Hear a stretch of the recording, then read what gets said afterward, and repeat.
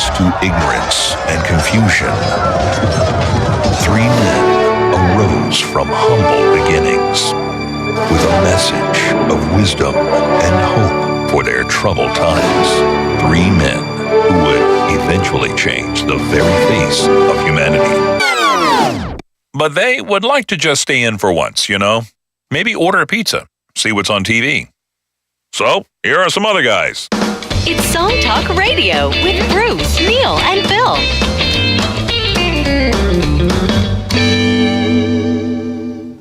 Good evening, Song Talkians.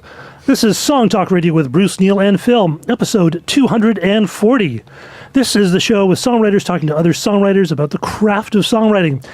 We share tips, tools, and techniques, and the things we figured out along the way.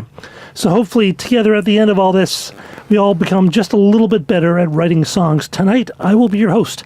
My name is Phil Emery, and as always, with me is the very dedicated members of the Song Talk Radio Action Team, Mr. Neil Modi. Hey, Phil, how's it going? Not too bad. How you doing today? I'm pretty good. I'm very excited because I'm a big fan of our guest today. Yes, it's going to be a great show. Yes, it is. And sitting in for Bruce tonight is one of our favorite songwriters, the always urbane and witty Patrick Valentine. How you doing, Patrick? I'm very well. How are you all? Not too bad. It's been a while since you've been here. It's been weeks. Little weeks. I know. We've been missing you terribly. And handling the social media, as always, Vanessa Vreeland. Hello, Vanessa. Howdy, Vanessa. And putting it all together on the soundboard, it's Michael. Yay. DJ Michael. Hey, Michael. During the show, send in your comments and questions to @SongTalkRadio on Twitter or on Facebook, or feedback at songtalk.ca via email. We'll share your tips with the audience, and you can be famous just like us. Please stop by the website at songtalk.ca to find out how you can be a guest on this very show. And speaking of guests, Toronto native Marlon Chaplin has just spent the past year writing, recording, and producing his first full-length release, coming off the critical success of his debut EP, Wanderer by Trade. The playlist-friendly singles Fossil. Chaplin has unleashed the most ambitious, unapologetic work yet to come across. The Circle, recorded in Toronto at the London Country Social Club and mixed in Houston, Texas by Chris Shea, and who he had worked with Weezer and Bob Dylan, and that's something. He was first on our show way back in August 2016. Nice to have you back. Thank you for having me back. Been a long while. Yeah. Wow, yeah. So how did you wind up with this producer? It's a pretty big score. Yeah, well, we recorded it at a great studio called Lincoln County Social Club in Toronto, and the original idea was to mix it all in Toronto. But due to some unforeseen circumstances, it didn't quite go down that way, and I needed someone else to mix it, other than who I had in mind. And I basically, with my manager, made a short list of the mixing engineers that I wanted to work with and that I thought would be suited to this project. And I made I made a list of about 6 or 7 engineers, and then threw on a couple what ifs at the end, like some mixing engineers that were in town, and some that were abroad that I thought, it's the digital age, we could always send it off and see what happens. So I threw on Chris Shaw, who I was a huge fan of. He'd just done a record by a band called Partner that I really like. It sounded fantastic. Very in the vein of what he did with Weezer, with the Blue Album. Didn't expect to get a call back, but it turned out that he was the first one to get back to me, saying that he dug the stuff and he would love to work on it. So then I got a test mix back, loved it, and then we were underway. Brilliant. Now, this is actually quite different from the stuff that you did when you came to us in August 2016. Right. Because you definitely had a very kind of country take on some of the earlier stuff, it seemed. And this doesn't seem to be country at all. I think it's down to, you're a product of your environment. At that time, I was really immersed in the Toronto roots rock and roll country scene. I'm not so much anymore, really. And a lot of the songs on this album and the style that I was after is pretty deeply embedded in me in terms of influences. And I never found that I ever really crystallized those really early influences on something creative that I was writing. And I feel like this is sort of my love letter to a lot of bands that I grew up with. Oh, right. Did your songwriting process change at all? Like in terms Yeah. of, do you do the music first, lyrics first, or anything like that? Well, the fact is, a lot of this album is culled from all sorts of time periods. So some of the songs that are on this album, I had actually put on an old album with an old band that I played with. But in retrospect, I thought we were very young. The songs were too fast, and there was, as usual, and there wasn't enough.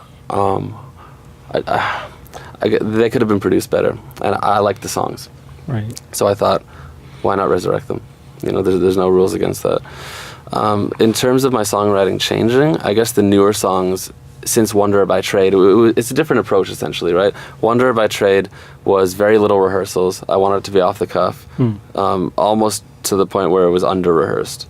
This was very rehearsed, very put together. We spent months rehearsing it. Still as a band, it was still live off the floor, which is what Wanderer by Trade was. But this time the parts were very concrete, and there was no stone left unturned. So when you resurrected these old songs, was it just slowing things down and rearranging, or was there actually, did you change lyrics? Did you change melodies, chords, anything like that? Maybe a couple lines here and there were changed. The chords, no, not really. It was more about stripping and reducing instead of producing, as Rick Rubin once said. So sometimes when you're young, you want to throw everything in the kitchen sink into it. And a song like Where Did We Go, which is off the new album, that's a song that's maybe over a decade old. And I just thought, let's focus this, because I thought the style of that song melded well with what I wanted to do with this album. So I thought, okay, let's bring that one back. Were you also writing new songs as Oh as you yeah, were doing yeah, this? You said absolutely. new things in the Most of the beginning, album's right? new songs. Oh, okay, so Oh, a yeah. few songs of the Resurrection. Yeah, just maybe like 3 or 4 songs out of 10 were resurrected. Right on. Yeah. So, Marlon, were you did you produce this yourself? Yeah, Right, because that's producing yourself can be a pretty tough thing to do. it Actually. can be. But I think it's easy when your vision is so concrete. Okay. Yeah. Who tracked the album? John Dinsmore. John Dinsmore. Yeah. Did he sort of kind of give you any kind of guidance or help? Oh, once in a while, yeah. He'd suggest something, and he was never off. He has a great ear. Nice. It was great to work with him because he knew when to lay back, and he knew when to speak up. Which is important. Yeah, it was good. How long did the process take? The recording, Yeah. we actually spent 4 days straight in the studio tracking the beds. So we did 9 songs in 4 days, and then came back at a later date to finish off the 10th one. And then after that, it was overdubs. We had a string quartet come in. We had Wow. we had a horn section. Cynthia did a bunch of overdubs. I did a bunch of overdubs. If you condensed it, maybe not too long, maybe like a month and a bit. If you condensed it all, Right. yeah. So you brought a guest yourself, Yes. Marlon, who's been on our show before, is an amazing artist herself, Cynthia Baba. Absolutely. And how do you guys work together? Oh God. Well, do you want to field this one? It's been a long, long time. I mean, we used to write songs a long time ago, and now that I'm in Marlon's band, when he has brought new ideas to me, I usually start with harmonies because that's the first thing that I hear. And then we talk about rhythm and percussion and talk about arrangement and things like that to solidify it more. And then we record demos. That's it. Cynthia's the queen of harmony. You can- Oh, thanks. It's quite a mantle. And Congratulations. does it work the other way too? Marlon, do you back up Cynthia on her stuff as well? I used to actually, not so much anymore though. Yeah. Mainly just due to scheduling. Yeah, I mean, yeah. It's hard to fit all your ambitions in. How come you not writing together anymore?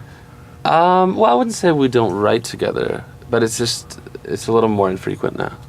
It just depends on where you are in your life at the time. Like, I didn't have a band. I was just starting songwriting. Marlon helped me a lot with that. And now we've just kind of got our own things going on. But once in a while, it'll happen out of the blue. Yeah. It's always fun. Yeah. What I've heard of the album, of the new album, it sounds like there's not a note out of place. It sounds like you knew exactly what you wanted. And I wonder how that evolved during the recording process, or did you pretty much go in there knowing how, you wanted bells here, or you wanted the strings there, etc. Did it evolve naturally that way, or was it something that you already envisioned? It was pretty much something I envisioned from the get-go. That's admirable. Thank you. I demo a lot because I play all the basic rock and roll instruments: drums, bass, piano, guitar. So I'm fortunate in that sense that I can record everything and send it off to the band. Now, having said that, I have learned over time that it's wise to, if you're gonna ask somebody to be in your band, you're asking them because you like their musicianship and you like their musical identity. So I definitely didn't dictate everything, but all of the pillars were there, if you will. Well, you had parts in mind. I had parts in mind, but Do you have specific bass lines, specific guitar riffs in mind? Most of the time, yes. Yeah. But I did allow some leeway because all the musicians that played on the record were fantastic, and I wanted their voices to be heard. For example, there's a song called Imaginary Mary Kay, and our guitar player, Eric Duquette, came up with some parts for that, which I wouldn't have thought of. Some real sort of Nick Valenci Strokes type parts that I love, and that to me sort of make the song now. Right. Do you find that with most musicians, like they come in and they want to express their own personality, their own thing, or do some of them come in and just say whatever you want, you got it? Well, I think every musician deep down wants to express their own personality. Yeah. It's up to me to set the precedent for what the working relationship is going in. And I think if I do that in a respectful way, that again allows the musicians some creative freedom depending on the project, right? Then I think it can be a good thing that winds up being pretty fruitful.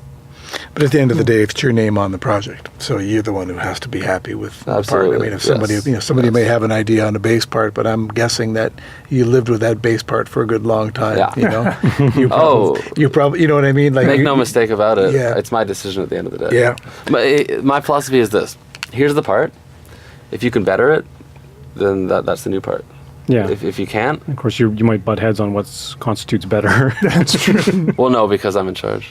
yeah. So whatever you say is better. Why don't we No, take a that's listen true. to the first song? So what's the first song you guys are going to do? The first song is called "Take Me There," and right. we're gonna play it right now. And what was the writing process like this? Was this one of the older ones, or? No, this is one of the newer ones, actually.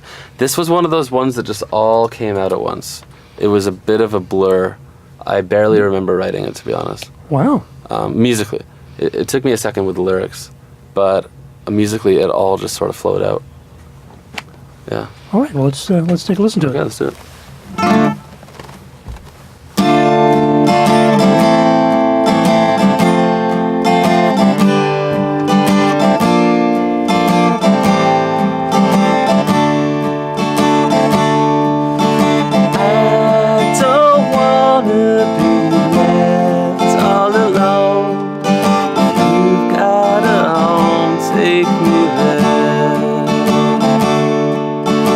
I don't know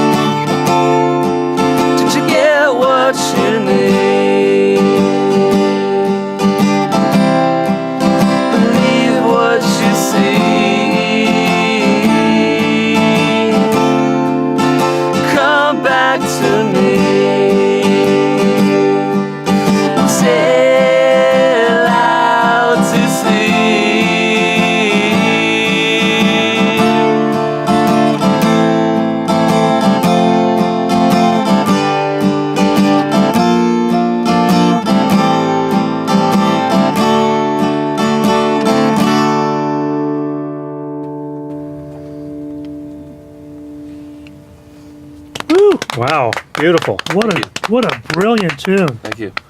Take me there. Patrick, what'd you think? I wanted to sing a third. All I could think about to the refrain choruses part was that oh my God! I wanted to sing a third. I want to hear this third Yeah. part. Oh, I know. Well, so do Let's I. do it. So do Try I. it. Well, no, Okay, no, feel no, free to try. no. We need a little bit of that rehearsal, and you'd have to tell me the part because I know what you're like to work with. Well done. That's it. You know what? It doesn't rhyme. There's my criticism. I'm kidding, of course. It's you know what it sounds like? It sounds like you're just expressing exactly what you felt on that particular moment that you wrote that song, and I Yeah. have nothing but respect for that kind Thank of you. writing. Thank It's you. the chord progression is just. I was telling Vanessa before we started today that I feel like you snuck into my house and stole all my good ideas and actually made something worthwhile of them. It's good. It's just wonderful stuff. glad you think so. Sorry, I wish I could be more critical. It's interesting because your verses don't rhyme, but your choruses do. Which again, I love that kind of little sort of detail, and wonderful sort of melodic sort of turnarounds. Very Beatlesque. The major to minor stuff. Yeah, which I always love that stuff. Is that what's going on in the B part? Because the chord changes there are fascinating. What are you calling the B part? The chorus, I guess. Chorus? Especially Okay. when you say "believe what you see." The Oh, chords yeah, through yeah. that line, you're twisting into, you're borrowing some chords from a different key signature or something, and then coming back to your bass. Yeah, I'm throwing in a flat 7 there. Right, First, I yes. wasn't even sold on. I'm like, Can we oh. actually go through that chorus? That's an interesting Absolutely, detail. So coming out of the verse. Yeah. So this is the chorus.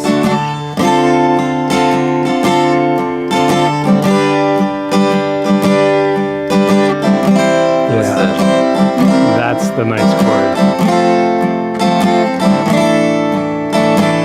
Yeah, And then back to the yeah. That's a beautiful progression. So what are those chords for those scoring Yeah. at home tonight? So this one, I have no idea what it's called. All right. Suspended. I didn't want to do this. I didn't want to go.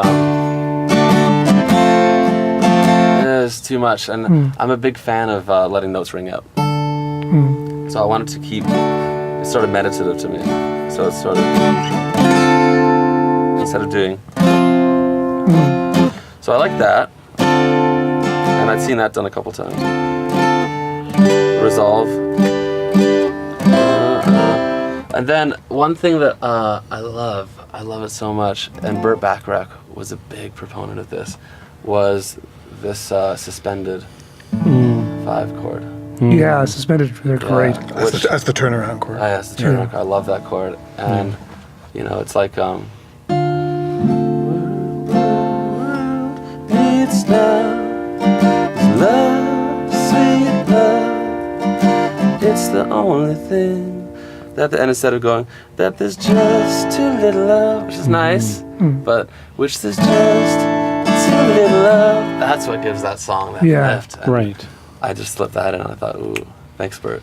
Yeah. Yeah. And then that's a really cool thing to do, is to keep, you repeat the same melody, if you will, like you didn't exactly do there, but if you repeat the same melody but change the chords underneath it, Right. it's a really tasteful, kind of neat thing to do. Yeah. We had a guest, we had Jacob Moon demonstrate how to do that when he came on the show. He called it reharmonizing Oh, the right. melody. Yeah. Really pretty Yeah, cool. it's a fantastic chord progression, and it's definitely brought back the best of Lennon and McCartney, and And really opens up the song, like Yeah. because the verse, the A part, the verse part is pretty consistent and consonant that way, right? Right. And then in that, with those chord choices, you actually, it's where you add the tension. Yeah. And then you yeah. quickly bring it back, which is again is really tasteful and Right. just beautiful. Well, you said the magic word, tension, because there's not a lot of dynamics in the song, right? Yeah. It sort of like lives on this one plane the whole time. Yeah. And to keep that sustained can be tricky sometimes. Right, but I think you've got the balance between the two, because it is fairly sustained except for those little bumps. Right, You right. bring it out and you pull it back in. You bring it Exactly, out and pull it back in. exactly, yeah. But it is fairly, I wouldn't even say subtle, but it's, I don't know, tasteful is the only way I can describe it. Yeah, yeah, it's like a And, conversation. and it's not too dramatic. You're not like pulling out like like if you had a bridge in this song that was a C part, that would really pull it out to a different space, Exactly. and Yeah, which yeah. probably wouldn't have worked. Right. Songs that don't need a verse sometimes are the most magical, I find. It's like, oh, Yeah. Have you done does the song need a bridge theme show yet?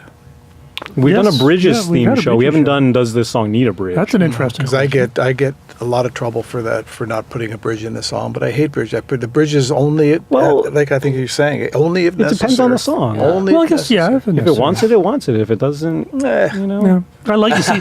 I like writing bridges. Actually, very often the like bridges are the burning first thing I bridges. finish Yeah, off. yeah. So. The bridges can be really fun when they work. Yeah, but well, but, you know but, what? well, here's the thing. If In, you're, the if you're, in the hands of somebody who knows what they're doing. yeah, but here's the point. If you're jamming a bridge in just because you think a song needs it, then Yeah. it's Yeah. probably not the right choice. Yeah. Well, I think agree the with question is also like you never want to be a slave to a formula. Like it's Yeah. good to understand the formula and maybe master it to a certain point. But I mean, Right. there's no reason why you don't have to have a verse or something. Another great little detail about this song, from a construction standpoint, you only have 2 lines that actually repeat in the whole thing, which is the "Come Back to Me, Sail Out to Sea." I was thinking "Come Back to Me" is really the title. Interesting.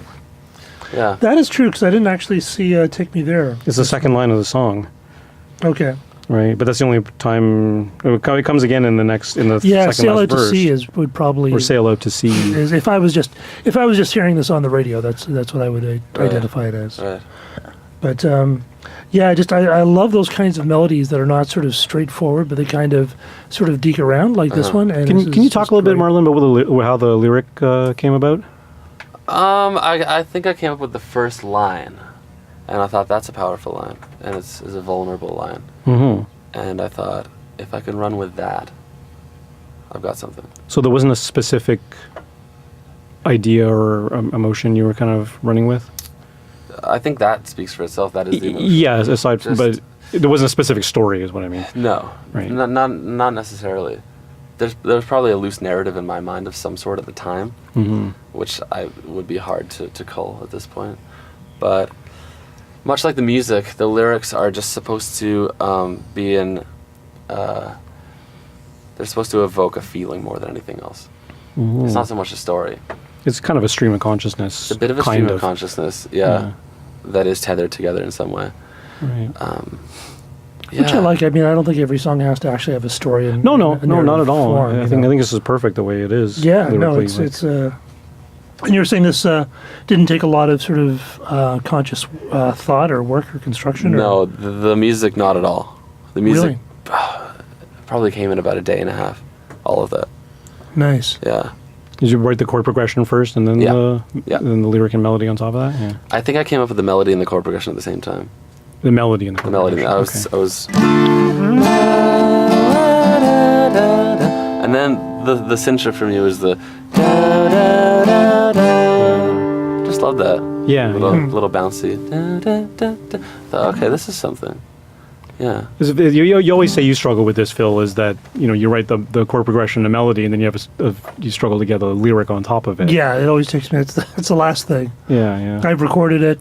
I've done all the overdubs. Because that's always an interesting thing to me too. Like if you write the melody first and then you write the lyric, you find sometimes not the narrative, but like the grammar or something doesn't fit, then you have to morph your melody, and you're going back and forth, right? Yeah. It's a tennis match sometimes Yeah. between music and lyrics. Was that the case with this one? No. The lyrics. It's always an exception to the rule. Yeah, there's an exception. The lyrics actually did come somewhat easy. What I had a hard time with actually was the chorus. Okay. I had a really hard time with the chorus. Lyrically. Lyrically. Okay. Yeah. And there's about 5 different versions written out of different choruses that I was never quite happy with. That took a little while. It's weird. It seems so natural and just sort of like, well, it's the big. Good. Like, That's the idea. All great art is like that, but no one Yeah. ever sees the 15 hours of you pounding your head trying to find the right, right word. ending of the line. Actually, Yeah. it took having sort of a carrot in front of me dangling to finish this song, because I knew I wanted it on the record, and it was coming up to the time where we had to actually go in and record, and I still didn't have the chorus. So I really just had to sit down, and even if I didn't like it so much at the time, I had to just bludgeon it and plow through it and think, okay, this is good. Okay, don't look so deep into it. Yeah, and that's not necessarily a bad thing. I mean, because Exactly. if you labor over it too much, then Exactly. it gets a little. It also conceived or something. sounds good too. Like you were saying earlier, I mean, you're trying to convey an emotion. A lot of that is how the words sound, not necessarily what the words mean. You know, Totally. the literal meaning, right? Yeah, exactly. And that comes across beautifully with these lyrics. I mean, glad. yeah. Yeah, but it doesn't seem like Oasis, Stream of Consciousness, because I never have an idea what the heck Oasis is singing about. Yeah, I have no yeah. idea what a champagne supernova in the sky is. Yeah, for instance. but what about, Not sure if anyone does. Semolina Pilcher dripping from a dead dog's eye? What's Yeah, that? Yeah. Well, yeah, with those sorts of songs, there's an element of surrealism, Drugs, right? Whereas with Marlon's stuff, there's nothing surreal in this. See, that's the kind of stuff I sing before I actually figure out what the lyric is. Right? Your dummy lyrics. Do gotta find my screwdriver. Yeah. And then and then you finally figure out the words that you want to go into. Yeah. But having a deadline is a really good thing, though, to It actually is. get stuff finished off. It's a really good thing. Well, in it's a little thing. general. It gives you a little thing called focus. Absolutely, absolutely. Anybody can have an idea, but Yeah. can you finish it? Yes.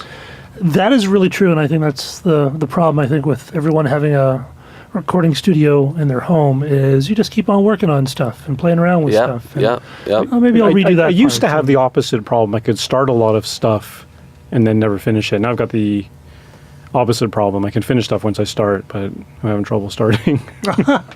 Well, we all go through phases. those kinds To of think things. about that one.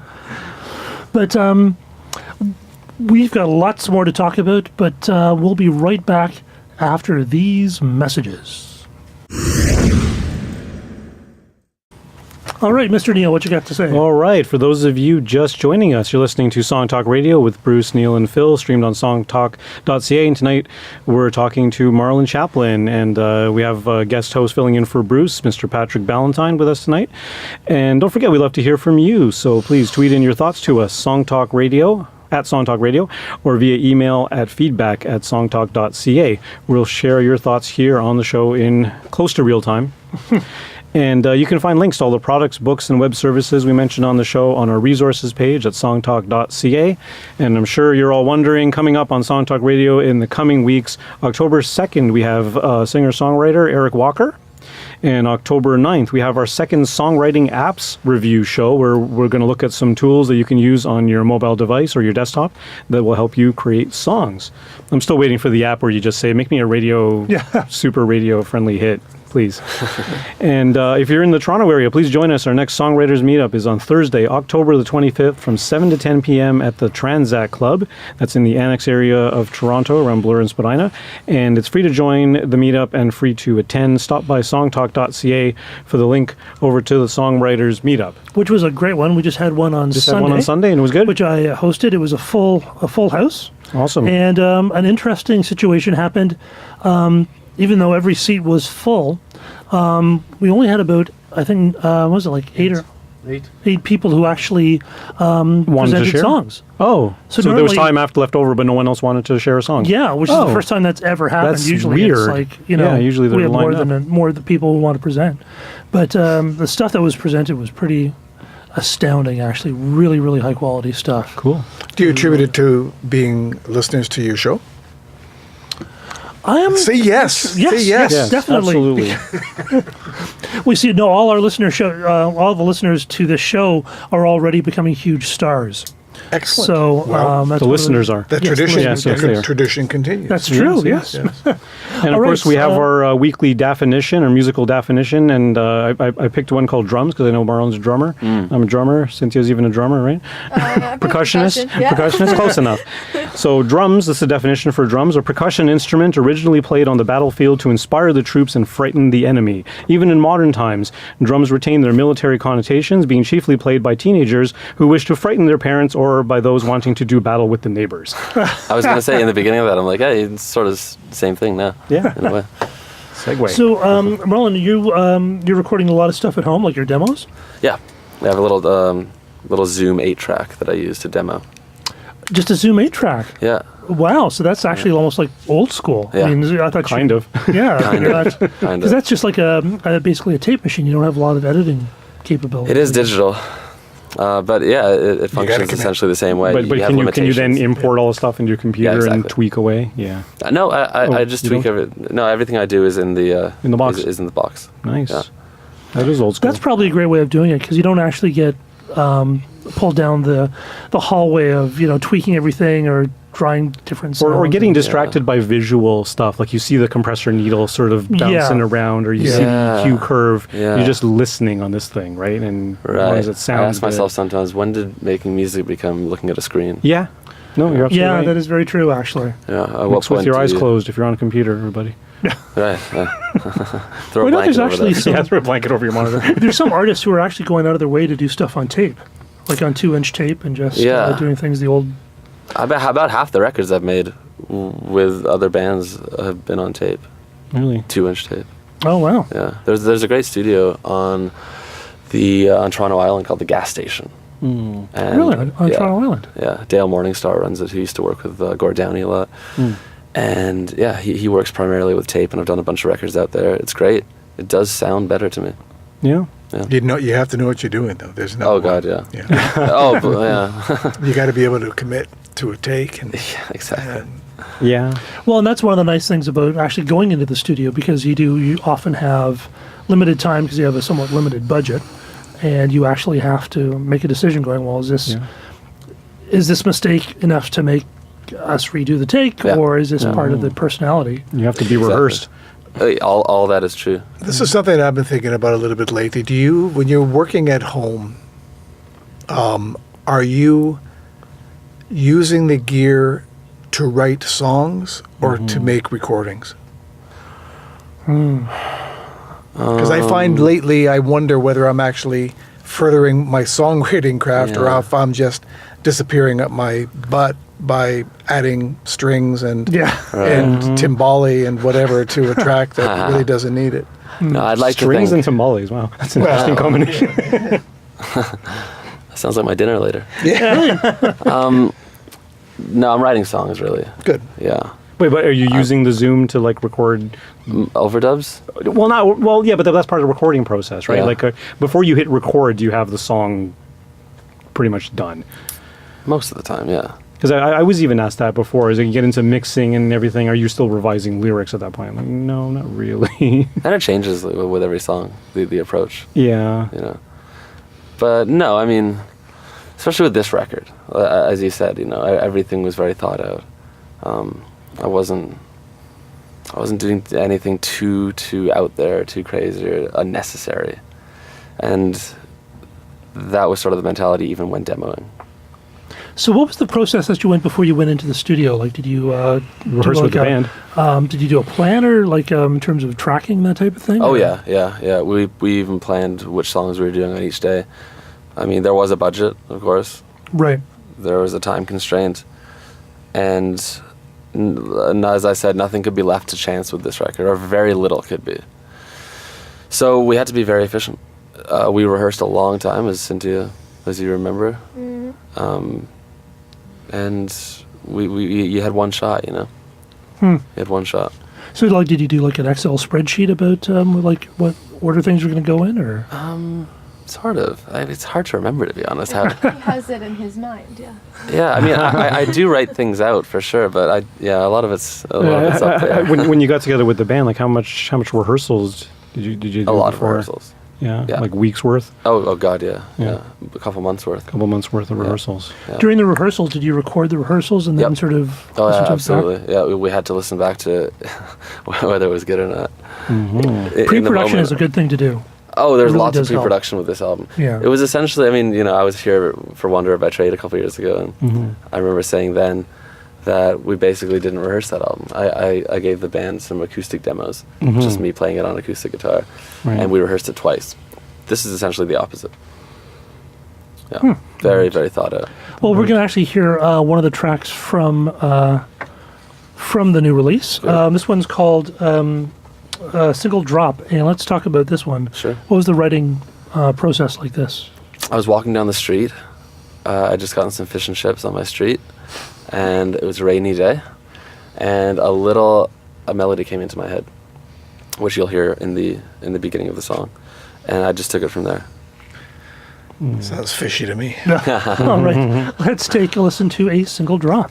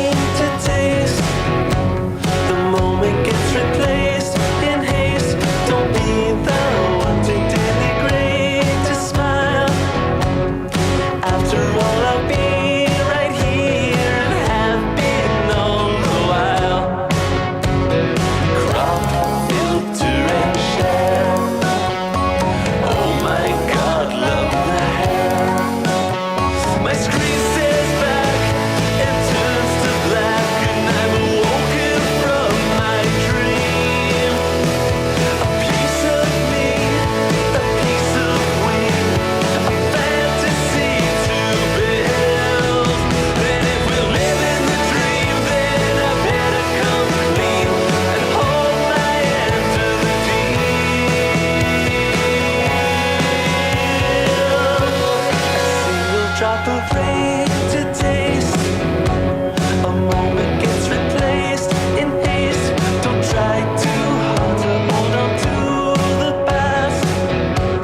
The tighter that you squeeze, the more it slips right. A single drop of rain to taste. The moment gets replaced in haste. Don't be the one to denigrate a smile. After all, I'll be right here and have been all the while. And Marlon Chaplin. Wow, what a great A tune. nifty song. What an interesting song, because it's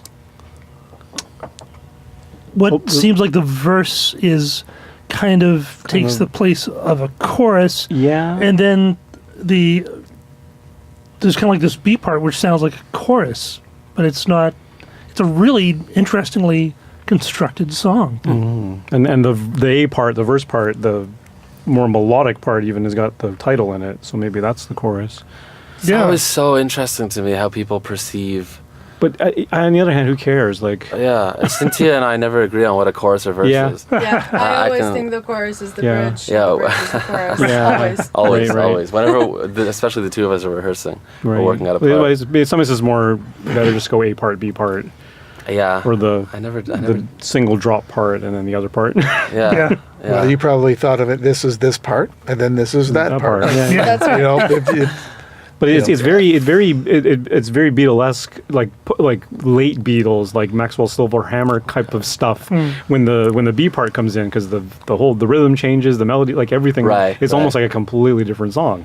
I very high- thought of it more as like a Village Green Kinks. Sort that's of. exactly. I was Oh, thinking. right. I was thinking Kinks. Really? I was thinking actually Bowie. Oh, okay. Yeah, definitely bits of A Bowie little bit there. of Yeah, Bowie, for and sure. even Mott the Mott the Hoople. That Hoople, sort of yeah. that That vibe. Yeah. Yeah. And Well, yeah. yeah. But the thing I find really interesting about this song is that you got that rhythm in the beginning in the A part and the single drop part, but then your melody is almost like it's almost classical. Right. Like da da da da da da. Yeah. And then the other thing, you did Almost. this last time you were here with what was the name of that song? Danger, Danger. Danger, yeah. Where you played a melody on the guitar Mm. and then you sang the same melody. Mm-hmm. Here you did the same thing. You played that melody on the bells or whatever it was, Right. and then you sang the same melody, which I've always been told that's a no-no. Like don't, especially at the same time, don't repeat your vocal melody with your instrumental melody. But somehow you managed to pull it off. And it Who said irks that? me. Why do you think that's? I don't know. I was yeah. always told that Really? just By who? before by anybody.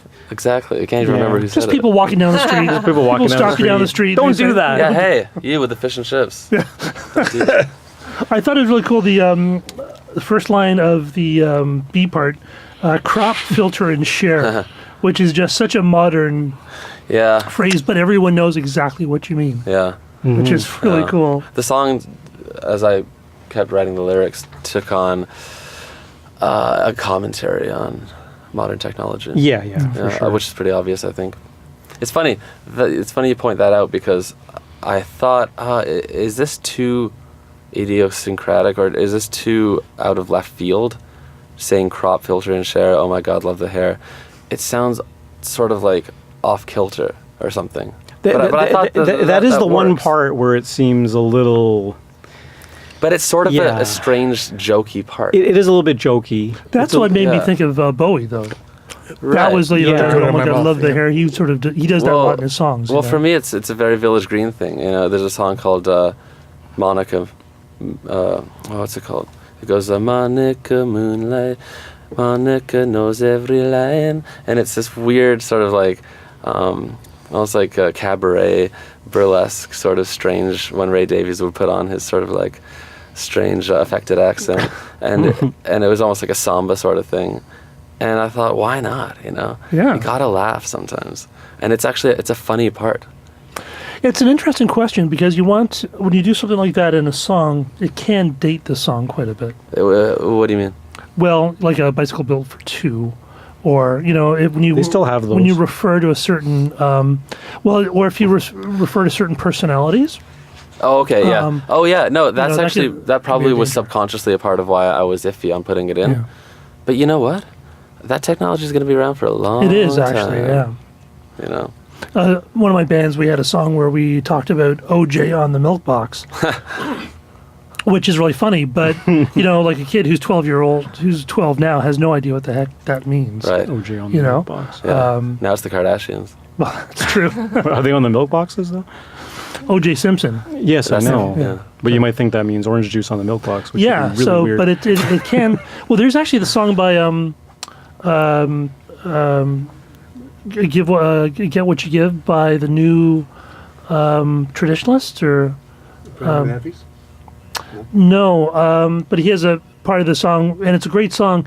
But at the end, he talks about Marilyn Manson and all these sort of punk guys. Right. But it really dates the song a lot Right. because some of those guys are no longer sort of household names. Oh, Where yeah, at one point, yeah. Marilyn Manson was. Sure. He was in the news all the time. Well, the entire Sandinista album by The Clash sort of references things that are very much of their time. That's right. And Right. yet, it's still a very compelling record. You know what's That's ironic true, about yeah. that though? Sooner or later, all of that stuff, like there's a period where it will be relevant, which is when it comes out. Then there's a long period where it's dated. And then there's a period after that it comes back. where it's retro and it's vintage and yeah, it's in again. Yeah, That's true. It takes on a new life. yeah. You gotta wonder if you used to call me on your cell phone is ever going to be Right. be like, because even today, like Really? the kids don't call anybody on their cell Yeah. phones. They're all texting Yeah, and I thought the Snapchatting same and thing stuff. actually recently Right, about no that one's song. calling people on cell phones. Yeah, That's right. yeah. Gives people anxiety attacks to pick up the phone these days. All these kids are going, why would you call someone call on a somebody? cell phone? That's weird. Yeah. What does phone even mean? We got an email in from Bruce. Hey, Bruce. Shout out to Patrick from Bruce, currently in Kelowna, British Columbia. Kelowna, yes. Thanks for sitting in tonight, sir. Kill who? Hi, Bruce. Great show so far. Thank you, Bruce. Yeah, so what's happening now? Are you guys going to be playing around? Or? Yeah. We're touring. Oh, right. So how did Yeah. you get how'd you put the tour together? Whew, that's a good question. It's a long, grueling process, but we got it together. How wide is the tour? Like, how far are you going? Starting in Toronto? Right now, we only have Ontario dates booked. Okay. We have some tentative Ottawa, Montreal dates that I think are going to be announced pretty soon. Into the new year, we're gonna be. We want to do the East Coast, Halifax, that kind of thing. And then we want to go down south of the border. Because I I've been hear going that's to- a challenge. It's more of a challenge now than ever. Yeah. Yeah, I used to go down a lot Oh yeah. before. Things So changed. what's involved now? A lot of red tape. Yeah. I know that there's, to my knowledge, there's a much greater penalty for going down unless you have everything together, Yeah. right? Oh. Unless you have your O2 visa, your artist visa, that whole thing. Because we used to go down on the sly, right? But that's not in the cards anymore. Oh, really? No, the risk is too great. I think it's 9 years. You're banned from the States from 9 years if you're Wow. caught going down there, quote unquote, making money, right? No, okay. Yeah. So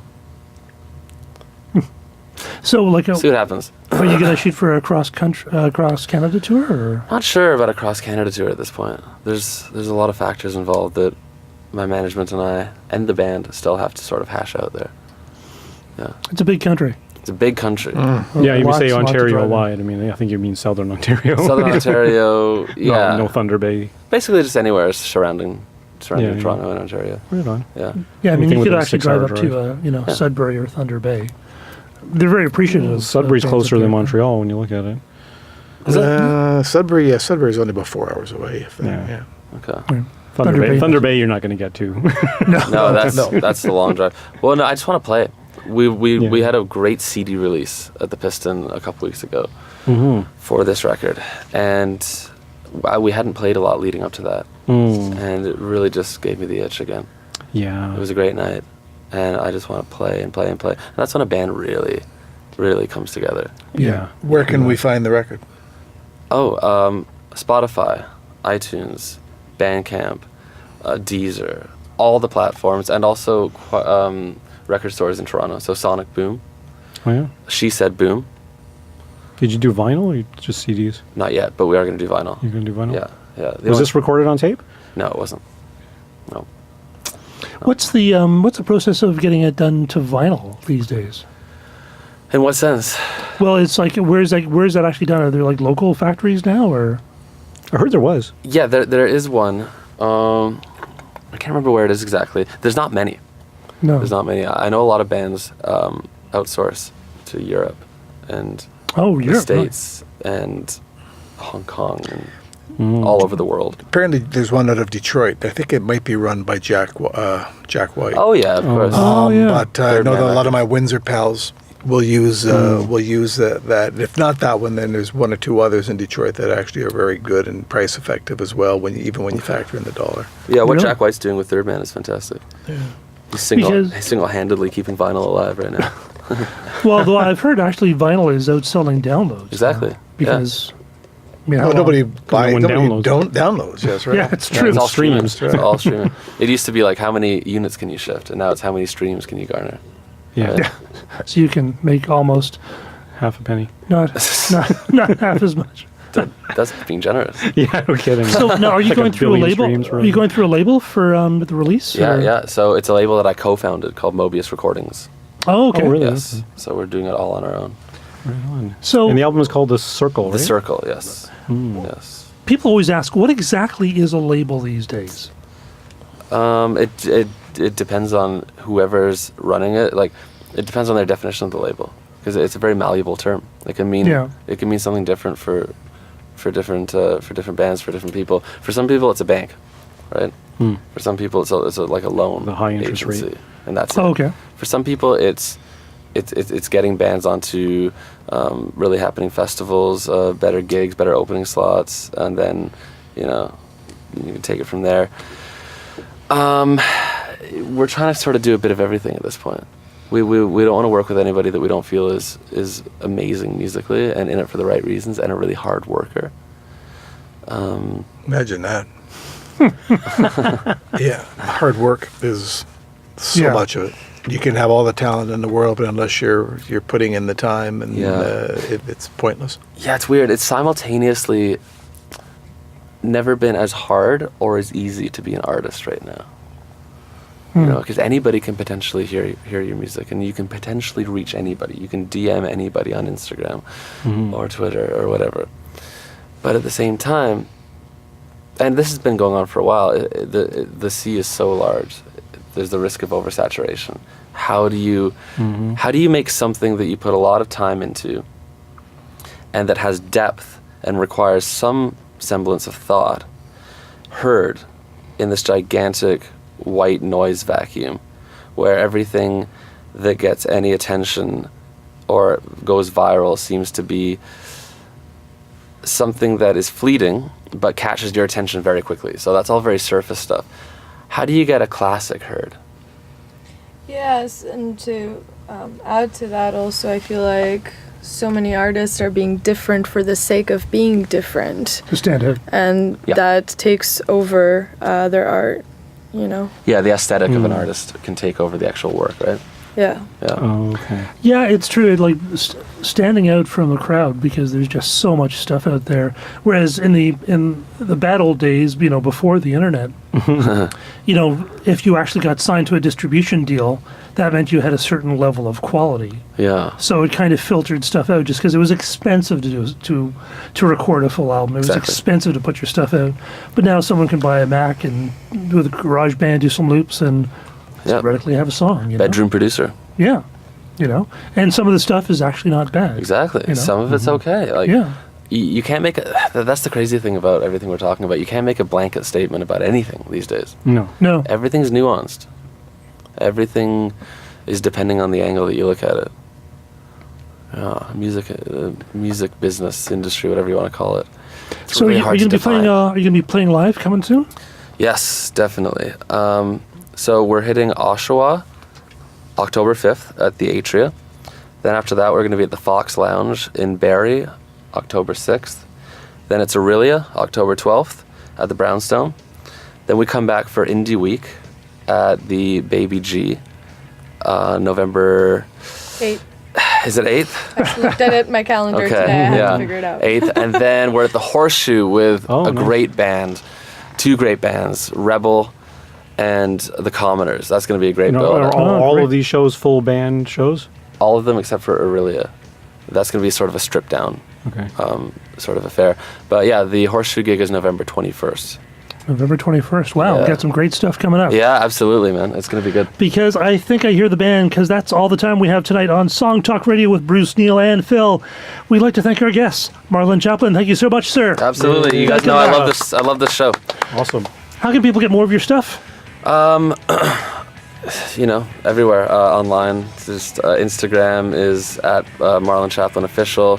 Facebook is just Marlon Chaplin. Twitter is just Marlon Chaplin. And my website, marlonchaplin.com. All right. We'd also like to thank Patrick Valentine for adding his big musical brain to the show tonight. Thank you, Patrick. Yes. Patrick's an amazing songwriter. Can never go wrong with any of his stuff. Send us your impressions via Twitter at Song Talk Radio, via email at feedback@songtalk.ca, Facebook and YouTube at Song Talk Radio, or stop by the site at songtalk.ca. Subscribe today to the Song Talk Radio podcast on Apple Podcasts, Google Play, or Stitcher.com, or your favorite pod listing place. Don't forget to sign up for our free newsletter at the website as well. You can find the links to all the products, books, and services we mentioned here on Song Talk Radio on the resources page. If you are in the Toronto area, please join us for the next Songwriters Meetup. Thursday, October 25th from 7 to 10 p.m. The Transat Club. Free to join on meetup.com and free to attend the meetup. It's always lots of fun.